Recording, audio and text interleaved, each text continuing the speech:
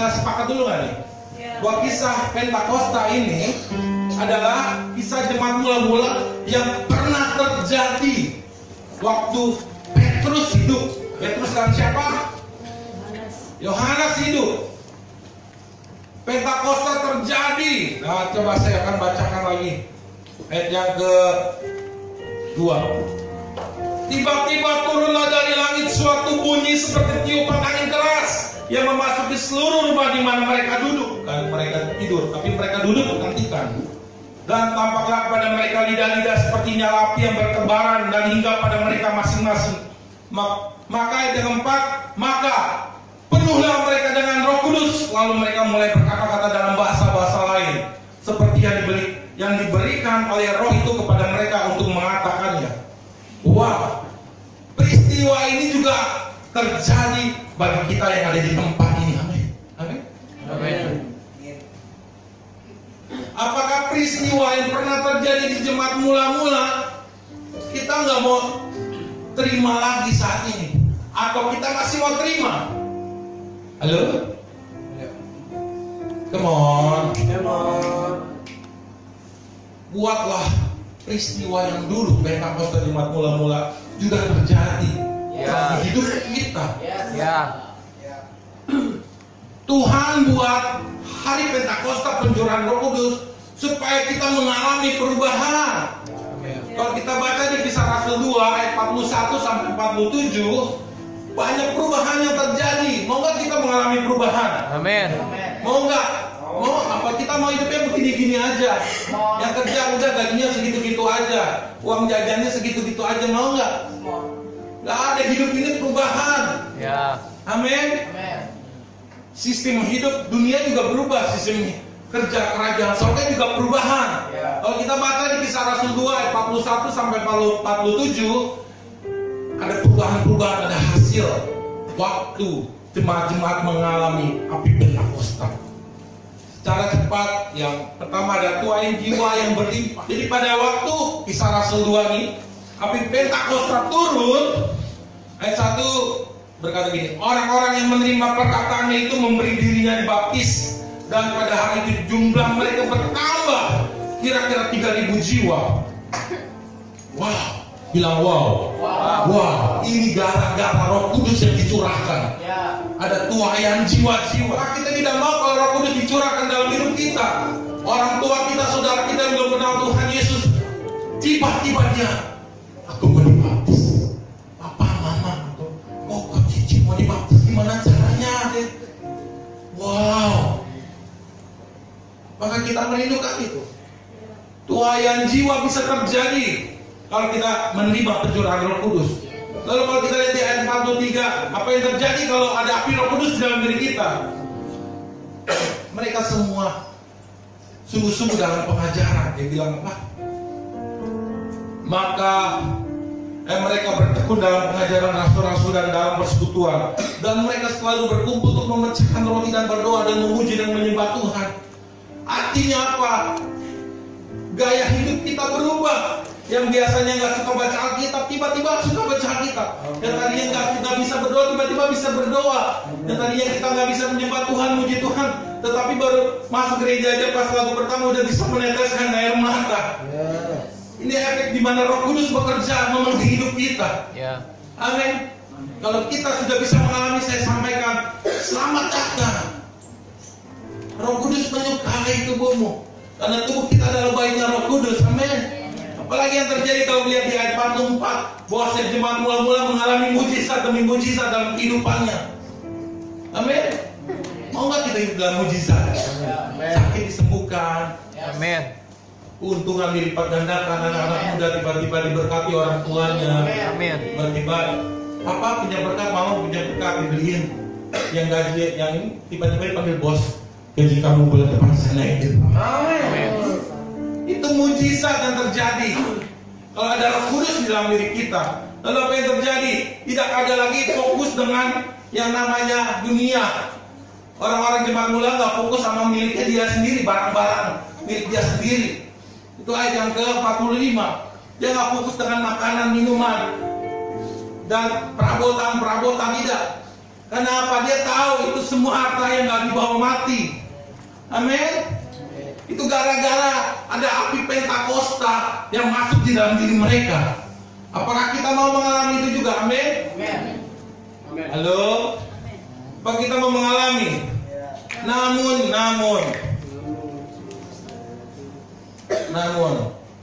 ada 3 hambatan yang menyebabkan kita tidak bisa mengalami api Pentakosta. Dan ketiga hambatan ini jangan sampai ada di dalam diri kita. Amin. Mau tahu? Mau tahu aja atau mau tahu banget? Oke banget. Yang pertama adalah ada 3 hambatan yang menyebabkan kita tidak bisa mengalami api Pentakosta ketiga ini.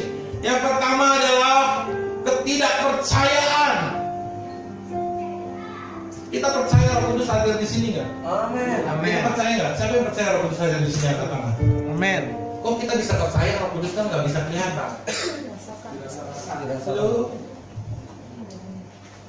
Kita coba menembus pikiran logika kita. Kenapa kita bisa percaya Roh Kudus kan nggak kelihatan? Apa alasan? Saudara-saudara semua datang ke sini. Apakah hanya mempercayai Roh Kudus yang tidak kelihatan? Halo? Kita percaya Roh Kudus ada di sini, amin? Amin. Yakin kita percaya? Ya. Walaupun Roh Kudus nggak bisa kita lihat dengan mata kita, yakin nggak? Yakin. Yakin? Siapa yang yakin? Percaya Roh Kudus ada di sini. Kasih tahu katakan.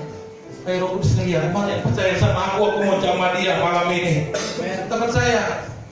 Kita percaya, buktinya jemaat mula-mula mengalami, walaupun dia tidak bisa lihat dengan mata jasmani dia, tapi saat api Roh Kudus turun, saat Roh Kudus dicurahkan, 5 perubahan itu terjadi dalam hidup mereka. Amin. Firman Tuhan mengatakan dalam Yohanes 20 ayat 29 bilang begini. Kata Yesus kepadanya, kata siapa? Yesus ya, bukan kata penggembala. Karena engkau telah melihat aku, maka engkau percaya. Levelnya di bawah. Tapi firman Tuhan katakan gini, yang lebih tinggi. Berbahagialah mereka yang tidak melihat, namun percaya. Amin. Yes. Amin. Artinya apa? Kalau kita percaya walaupun tidak melihat Roh Kudus dengan mata jasmani, tapi kualitas, tapi kemampuannya bisa lebih besar saat saudara melihat saya. Pagem saya perlu 100 ribu. Saya di kantong saya. 50 ribu doang. Ya, Anda melihat saya 50 ribu. Ya udah saya kasih 50 ribu. Karena Anda percaya apa yang ada di depan Anda. Tapi kalau tidak percaya sama Roh Kudus, saya tidak lihat. Roh Kudus, saya perlu Roh Kudus. Aku percaya kok Roh Kudus ada. Aku membutuhkan. Dia bisa berikan lebih dari apa yang kita butuhkan. Amin. Amin. Contohnya sudah terjadi di kisah jemaat mula-mula, mengalami mukjizat. Bayangin dia udah nggak pikirin ayat 45 kejadian kisah Rasul 2 ayat 45, dia nggak pikirin apa yang terjadi, makan minum pakai. Tiba-tiba dia bisa makan, bisa minum, bisa pakaian, tapi dia nggak pikirin. Justru dia pikirin orang-orang yang kekurangan. Wow, ini luar biasa. Warga kerajaan surga. Yes. Kalau kita tidak yakin dan percaya akan adanya Roh Kudus, bagaimana mungkin kita mau menerima api Roh Kudus? Kalau kita nggak percaya, ini yang menghambat. Yang pertama adalah ketidakpercayaan. Karena api Roh Kudus ada di dalam diri Roh Kudus, karena itulah kita harus percaya sama Roh Kudus. Yes. Kita semua memerlukan api Roh Kudus, amin? Ya. Kalau kita memerlukan api Roh Kudus, kita harus yakin dan percaya kalau Roh Kudus ada bersama dengan kita. Bukan cuma di dalam gereja, tetapi dimanapun kita berada, Roh Kudus tetap hadir bersama dengan kita. Amin. Amin. Wah, bagaimana mungkin anak-anak mendapatkan apa yang diinginkan jika tidak mengenal dekat berhubungan dengan bapaknya? Ya. Bagaimana mungkin anak-anak minta uang jajan sekolah kalau nggak kenal bapaknya? nggak kenal, nggak punya hubungan dengan bapaknya, nggak pernah ketemu dengan bapaknya. Keinginan besar apapun tidak akan pernah tersampaikan, tercukupi. Tapi kita percaya di sini Roh Kudus adalah pribadi yang diutus Tuhan. Dan diutus Bapa waktu dia Yesus naik ke surga, dikasih Roh Kudus. Dimanapun kita bisa bilang. Tapi yang terpenting kita harus percaya bahwa Roh Kudus ada selalu bersama dengan kita. Amin. Jangan sampai kita datang ke gereja tapi kita tidak percaya kalau Roh Kudus ada bersama dengan kita hari ini, malam ini. Amin. Sampai saktiman ini disampaikan, sedang melihat kita semua. Apakah kau percaya aku ada di sini? Apakah kau percaya aku ada di sini? Kata Roh Kudus. Aku di sini untukmu, Roh Kudus. Masa kau nggak tahu? Aku percaya Roh Kudus di sini. Kalau kau mau jamah, jamah. Dan aku butuh jamahanmu. Dan aku butuh hati Roh Kudus. Iya. Wah, Roh Kudus sudah tanggung-tanggung dia akan menjamah kita. Amin. Amin. Tiba-tiba keluar dari tempat ini kita mengalami perubahan. Amin. Yang seperti yang tadi saya tanyakan, apakah kita mau mengalami perubahan? Ya, saya mau. Tanpa Roh Kudus kita nggak bisa apa-apa. Tanpa Roh Kudus kita tidak bisa mengalami mujizat. Karena itu jangan kita tidak percaya lagi sama Roh Kudus. Amin. Ya. Setan sedang dengar bahwa gereja ini sedang menanamkan kepercayaan kepada Roh Kudus. Dia benci perkataan ini. Tapi saya mau sampaikan, kita tidak boleh lagi tidak percaya akan kehadiran Roh Kudus. Kita harus yakin bahwa Roh Kudus ada bersama dengan kita. Yes, amin. Itu yang membuat masa depanmu bahagia. Itu yang membuat berkat Tuhan itu besar dalam hidup. Karena kau percaya dengan Roh Kudus. Yang kedua, hambatan yang kedua. Hambatan yang kedua adalah kemasabodohan. Kita tahu bersama bahwa waktu Yesus di hadapan Pilatus, dia bilang begini. Pilatus bertanya kepadanya di Lukas 23 ayat yang ketiga dan 4. Pilatus bertanya kepadanya, engkaukah raja orang Yahudi? Jawab Yesus, engkau sendiri yang mengatakan. Kata Pilatus kepada imam-imam apa?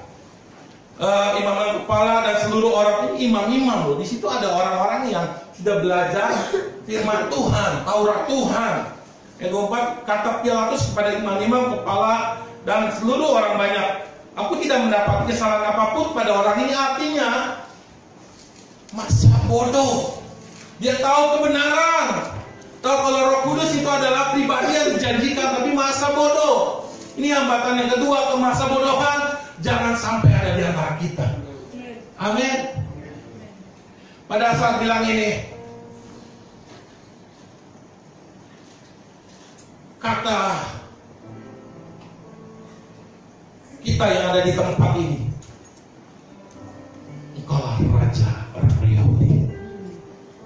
Jawab Yesus, engkau sendiri yang mengatakan. Lalu apa yang harus kita lakukan?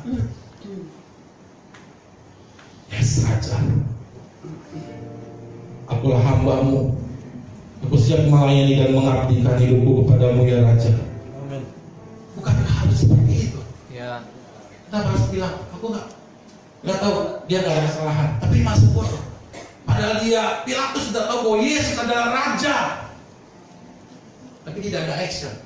Bukan tadi masa-masa ini banyak orang-orang Kristen yang tahu bahwa Yesus Tuhan, yang tahu bahwa Roh Kudus dicurahkan, tapi dia tidak menantikan. Tapi dia masa bodoh. Bukankah banyak, masih banyak. Saya mau bilang, itu tidak ada di antara kita di tempat. Amin. Karena kita bukan orang-orang yang masa bodoh. Ya. Kita justru menanti-nantikan, kita mengerang-erang Roh Kudus. Ini aku Roh Kudus yang perlu Engkau Roh Kudus. Aku percaya Roh Kudus hadir di sini. Aku perlu Engkau Tuhan. Ya. Aku tidak mau masa bodoh karena aku butuh. Aku gak bisa hidup tanpa Roh Kudus. Amin. Hambatan yang ke-1 dan kedua, ketidakpercayaan yang pertama, yang kedua kemasabodohan. Ini membuat kita tidak bisa menangkap api Pentakosta ketiga. Yang ketiga adalah kemunafikan. Ini ada yang ketiga. Pertama ketidakpercayaan, yang kedua Kemasabodohan. Yang ketiga kemunafikan. Halo, masih ada yang begini kemunafikan di antara kita. Firman Tuhan bilang begini di Markus 7 ayat 6 sampai 7. Jawabnya kepada mereka, benarlah ternyata nubuat Yesaya tentang kamu. Si kamu saya nggak mau nunjuk, karena ada di sana, bukan di sini. Amin. Yes. Hai orang-orang munafik. Kasih tanda seru lagi. Gaswat. Sebab ada tertulis, bangsa ini memuliakan aku dengan bibirnya, padahal hatinya jauh daripadaku. Mereka beribadah kepadaku. Waduh, sedih. Sedangkan ajaran-ajaran yang mereka ajarkan ialah perintah manusia. Jangan ada di antara kita kemunafikan itu. Ini hambatan yang ketiga yang menyebabkan kita tidak bisa menangkap api Pentakosta ketiga. Amin. Yang menakjubkan kalau kita bisa menghindari ketiga hambatan itu, kita bisa hindarkan. Yang pertama ketidakpercayaan, yang kedua kemasabodohan, yang ketiga kemunafikan. Jangan biarkan kita datang ke gereja kita munafik, kita datang keren udah dandan rapi-rapi tapi kita tidak datang dengan hati. Bahwa hati bukan Tuhan hanya melihat hati. Tuhan tidak melihat parasmu, tidak melihat lu keren, lu kaya, lu oke, gaji lu gede, bodo amat, itu juga punya gua. Tubuh lu aja, kata Tuhan, gua yang ciptain. Lu jangan datang sama casing, semua itu gua yang ciptakan. Yang punya kita adalah, yang kita bawa adalah hati. Amin. Karena dari hatilah terpancar kehidupan kita. Amin. Nah, ada hasil yang menunjukkan saat api Roh Kudus itu masuk di dalam diri kita yang pertama. Yang pertama adalah ada hawa panas yang keluar dalam diri kita. Karena api berkobar di dalam diri kita. Kita tahu kalau api Roh Kudus ada di dalam diri kita, bukan cuma di gereja, di sekolah, di pekerjaan, di mana kita berada berjalan. Ingat nih, api. Ada hawa panas di dalam diri kita. Amin. Kalau ada hawa panas di dalam diri kita, jadi apa efeknya? Api panas adalah ada kuasa di dalam diri kita yang tidak dilihat namun bisa dirasakan oleh sekeliling kita. Saat kita membawa api Tuhan, anggap api Tuhan ya. Kita membawa api Tuhan kelilingin, doa keliling kita bawa api Tuhan dari Cipondo, Sipon, Polisinda, terus Jaya, Permata, Buana, Simpruk, Polis, kita kelilingin. Ada hawa panas yang keluar. Artinya ada kuasa Tuhan bekerja di mana kita berada. Yes. Amin. Amin. Sehingga setan-setan pun juga berasa panas. Ada kuasa kerajaan surga yang kita keluar dari wilayah ini. Keluar semua bandar-bandar narkoba. Keluar semua perzinaan, perselingkuhan. Semua yang ada di sini keluar di wilayah ini. Amin. Kita gereja ini kita lakukan 2 minggu sekali, 2 keliling, 2 peperangan. Kita bawa api Tuhan. Kita keliling, pegang kau iblis, pegang kau iblis dalam nama Yesus.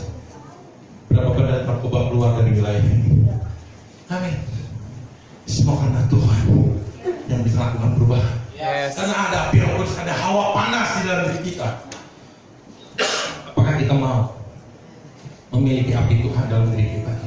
Amin. Amin. Kita perlu api Tuhan. Saat api itu ada di dalam diri kita, ini juga buat ada rasa lapar dan ada rasa haus di dalam diri kita, sehingga kita mencari makanan dan minuman. Nah, perhatikan, kalau kita punya api Roh Kudus, kita pastinya bawaannya haus. Amin. Kalau bawaannya haus dimanapun kita berada, oh, praise Lord, holy, ku sembah Kau Tuhan. Karena ada api Tuhan membuat kita kering, membuat kita terus mencari hadirat Tuhan di mana kita berada. Amin. Amin. Paham maksudnya? Kalau ada api Tuhan kita panas, kita akan haus. Kalau kita diterik matahari jemur kita haus apa?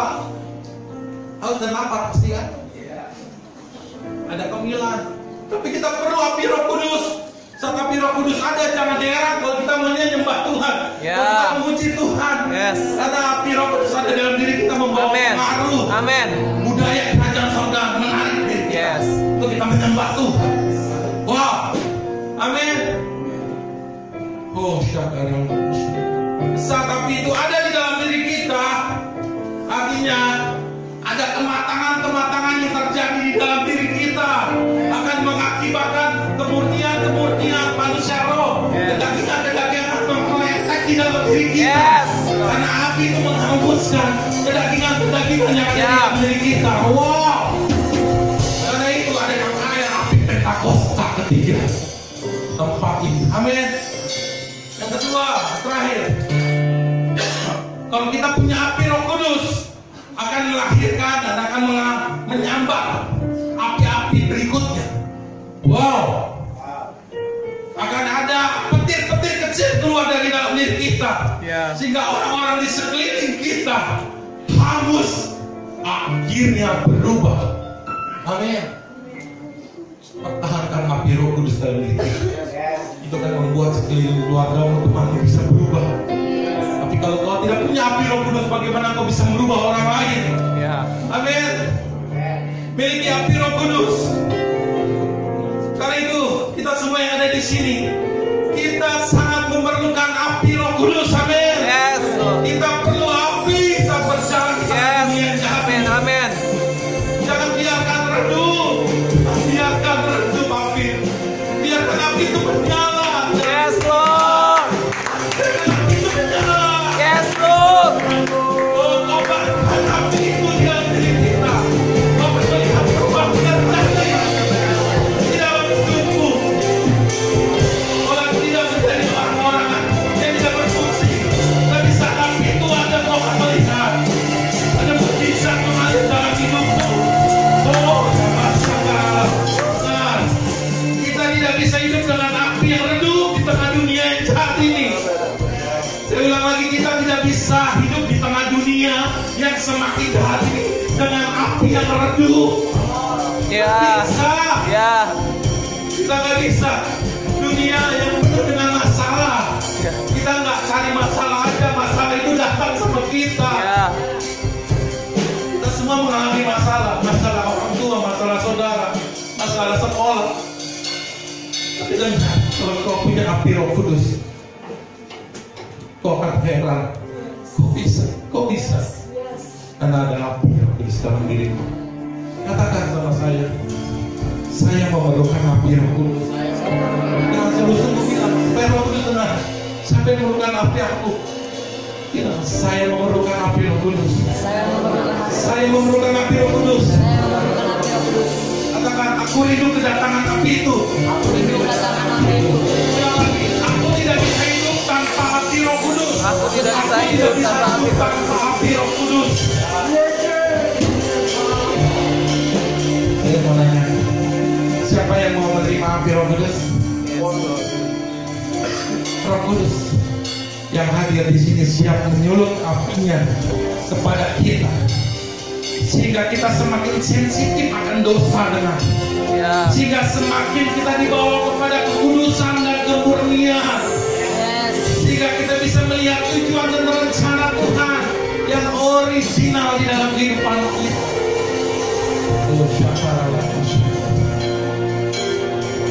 Sebelum Roh Kudus melawat, saya minta para gembala dan wakil boleh maju ke depan. Saya akan mengurapi para gembala dan wakil. Setelah itu semua yang rindu dilawat disulut api dan boleh maju. Tapi gembala dan wakil gembala di masyarakat, kau ada di sini.